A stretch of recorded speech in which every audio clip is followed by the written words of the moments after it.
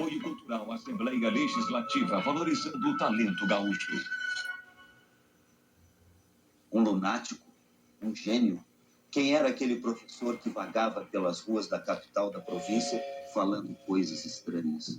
As loucuras de Corpo Santo, como era conhecido, surpreendiam a todos, e os textos teatrais foram descobertos 100 anos depois de sua morte.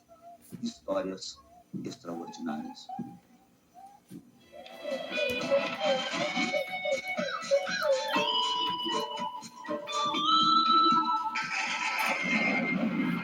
Simplesmente o personagem pega o seu nariz, olha pro nariz e devolve o nariz pro rosto, quer dizer... Tinha alucinações e escrevia. Trançava ficção e vida pessoal. Ele tinha consciência absoluta de que não seria compreendido pelos seus contemporâneos. Ele estabeleceu dentro dele uma separação entre corpo e espírito.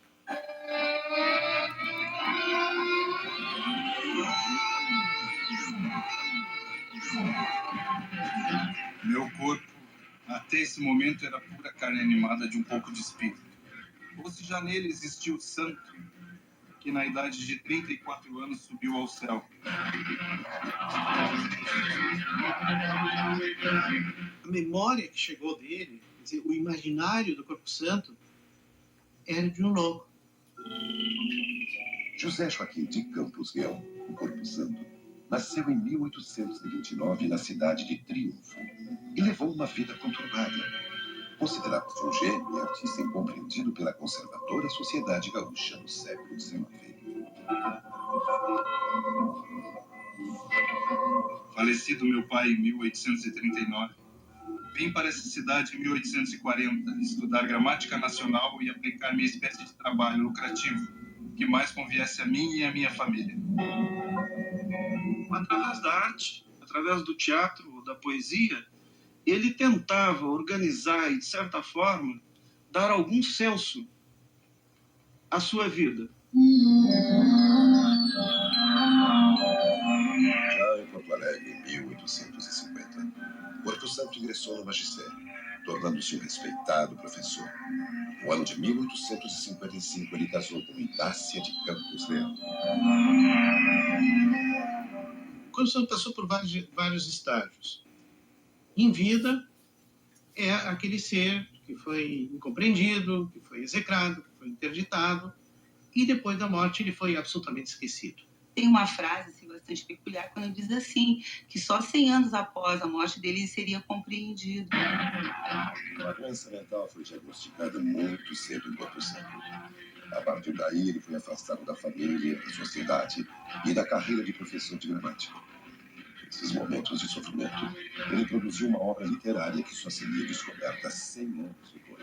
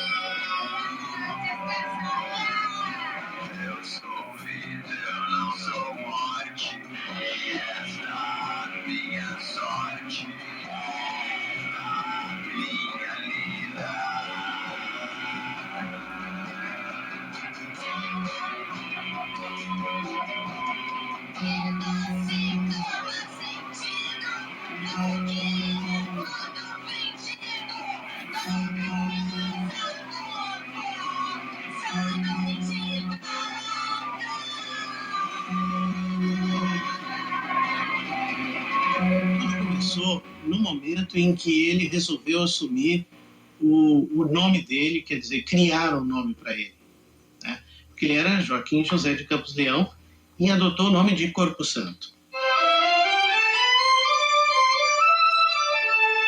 Aos 34 anos, Campos Leão acreditou possuir uma missão divina e se autodenominou Corpo Santo. Ele justificou o nome o fato de querer atingir o divino vivendo afastado das mulheres.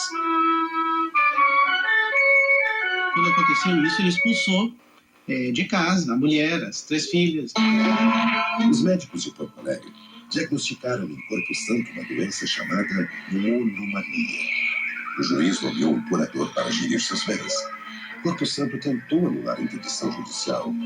A população de Porto Alegre riu do ronco da província. Monomania é um distúrbio psiquiátrico caracterizado bem durante o século XIX. Foi Esquirol, um psiquiatra dessa época, que o definiu como um estado de excitação psíquica, um delírio sistematizado em torno de alguma coisa. E o Corpo Santo, segundo a própria família dele e os médicos que o examinaram na época, dizem que ele tinha um delírio sistematizado pela escrita, uma grafomania, uma atividade de escrita febril. Em 1862, já com os primeiros sintomas da doença, Corpo Santo passou a escrever sem parar, assustando a família. Inácia, sua mulher, foi à justiça e pediu interdição judicial de Corpo Santo, alegando insanidade mental. Tinha alucinações e escrevia, como dizendo, falei ontem com São João Batista, falei com Napoleão III, era um com quem ele conversava. Ele dispensa os advogados e ele mesmo faz a sua defesa nos termos de dizer que ele realmente tinha os princípios mínimos assim, de entendimento da vida e que ele conseguia gerir a vida dele, pessoal.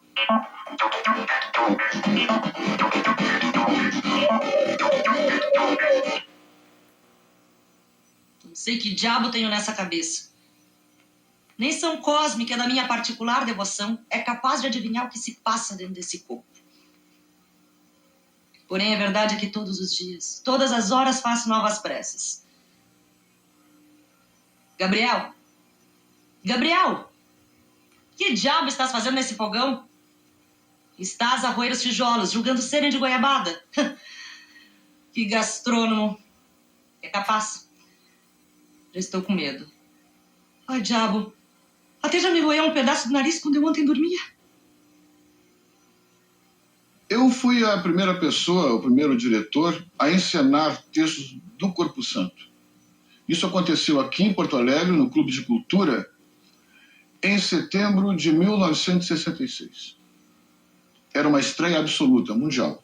O Corpo Santo foi mandado para novos exames no Rio de Janeiro e de lá voltou com um atestado de sanidade. O juiz de Porto Alegre, no entanto, continuou considerando o Corpo Santo um louco, obrigando-o a obedecer a um curador. A sociedade da época já estava determinada a interditá-lo. Interditá-lo, que significa não dispor dos seus bens. Então foi nomeado uma pessoa séria, honrada da sociedade, que era um comerciante chamado Félix da Cunha, quem ficou administrando os bens dele até a morte. A obra dele é uma obra singular, estranha. E a sua vida particular era também uma vida cheia de esquisitices.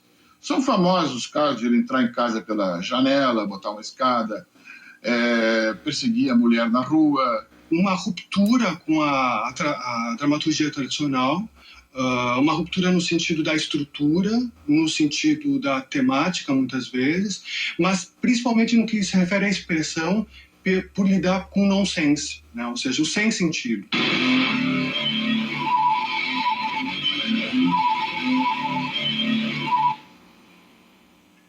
Como chamam estes cujos pés fazem... Quando estão lá em pé, tem as solas dos sapatos, quando não andam de botas, voltadas para as salas dos nossos, hein? Anfíbios não. Isto é coisa que anda no mar, em terra. Hermafroditos. Não. Isso também é outra coisa, é o que é macho e fêmea. Cabrito não é. Ai, eu não me posso lembrar.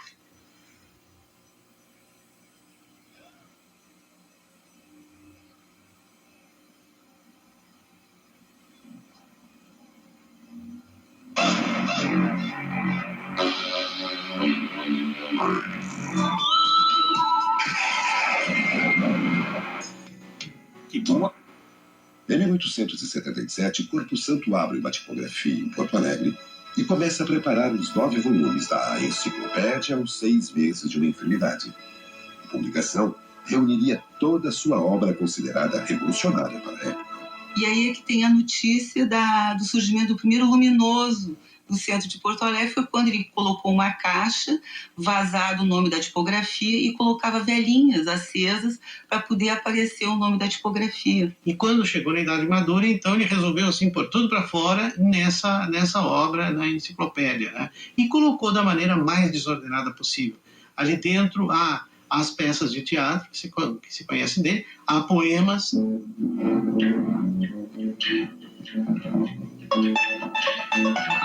Bárbaros, assassinos, traidores que tudo me roubam. Comem como burros, como cavalos, e depois querem que eu trabalhe para sustentá-los, infames. Ainda não estão satisfeitos estes entre os milhões de desgraças que têm ocasionado? Quererão bilhões, trilhões? Assassinos, traidores de sua pátria. Até onde chegará a vossa perversidade? Tremei, malvados. A trombeta final não tardará muito a tocar a voz. Sejam queimados e reduzidos a cinza! Ele era absolutamente obcecado por essa ideia de que era um gênio. Sob o ponto de vista psiquiátrico, evidentemente, ele tinha sofrimento psíquico e padecia de enfermidade. Muitas vezes escreveu uma peça num dia só, né? Ou em 2 ou 3 dias, porque ele datava início e fim. E a produção literária dele está concentrada num período curtíssimo.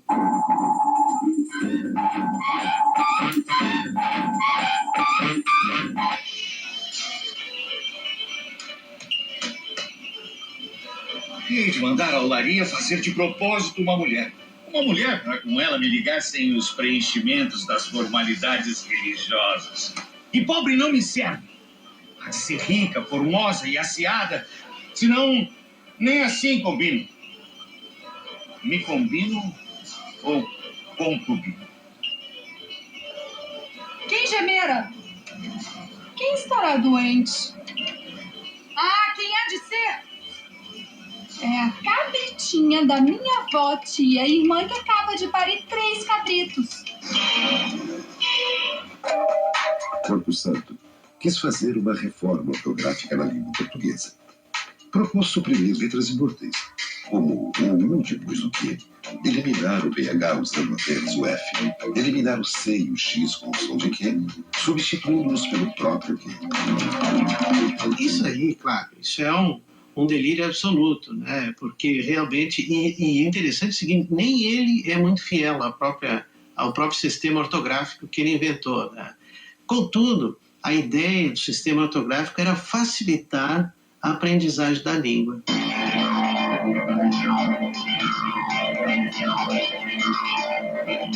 É coisa tão simples quanto verdadeiro, que os nossos corpos não são mais do que invólucros de espíritos, ora de uns, ora de outros, que o que hoje é rei como Vossa Majestade, ontem não passava de um criado ou vassalo meu. Mesmo porque senti em meu corpo o vosso espírito e me convenci por esse fato, ser eu, então, o verdadeiro rei e vós, o meu ministro.